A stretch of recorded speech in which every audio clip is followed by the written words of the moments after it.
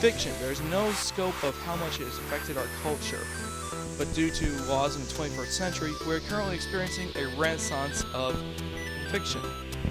From TV shows,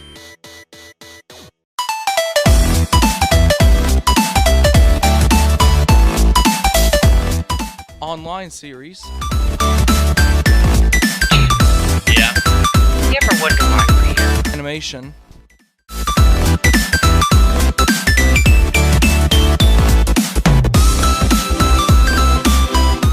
and for the focus of this video, movies and books.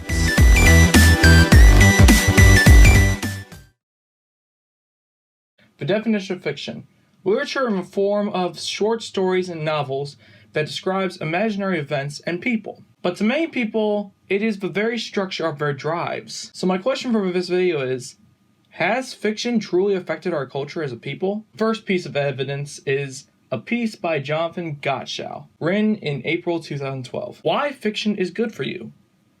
To give us a profound look at the good of fiction, first a neutral standpoint is needed. This neutral standpoint comes from the piece itself.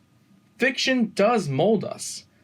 The more deeply we're cast on our story's spell, the more potent its influence. He also stated, fiction enhances our ability to understand other people. It promotes a deep morality that cuts across religion and political creeds. So overall, fiction has been proven to warp an individual's views and allow them to better a society on a whole. Now for a franchise that no one on this earth should not have heard of, Star Wars. It is one of the most celebrated franchises of all time. So celebrated, in fact, it has its own legitimate religion. And no, I'm not just talking about the nerd get-togethers in each other's basements. Jediism is its own religion based off of 30 BBY, and that's before the Battle of Yavin in Star Wars lore accounting. Jedi Order. Or, as many people know them, simply the Jedi Order that took place during the prequels. Now, a lot of people may mistake this as just a simple combat training class. It is much more than that. They practice meditation, as well as other fundamental perks of being a Jedi. Even respect for original Jedi code that Lucasfilm created. There is no emotion, there is peace. There is no ignorance, there is knowledge. There is no passion, there is serenity. There is no chaos, there is harmony. There is no death, there is a force. Now on to Tolkien. For this part of the video, I want to attribute to a young man who submitted this paper for the National Honor Society. In this, he stated, people obsess about movie stars and what they wear, eat, and like. How does one obsess about a book?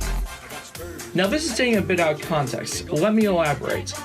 He was talking about the time period when the first of Tolkien's work made out to public.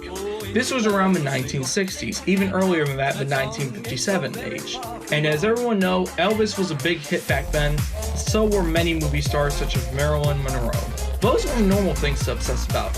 It was considered quite weird to obsess over a book as much as you would over a movie star.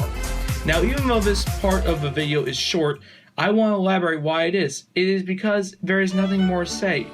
Tolkien's work was considered weird, but it shaped society into a literature-driven society in America. It pushed people to find new avenues to find entertainment, not only in movies, but also in books, plays, poems, anything really, and it shaped our society into what it is today.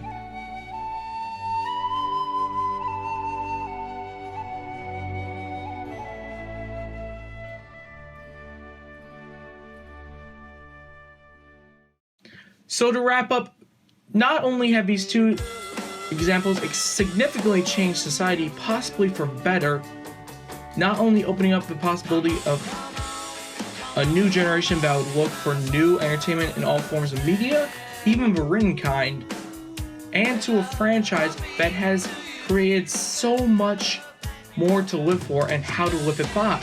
And not to mention, it has completely dominated, both of these have completely dominated the market. One of the franchises even released a 15-second trailer that broke the internet, quite literally. So in answer to my own question, yes, the genre of fiction and all its subgenres such as science fiction and fantasy, every aspect, if done correctly, has affected our society for the better.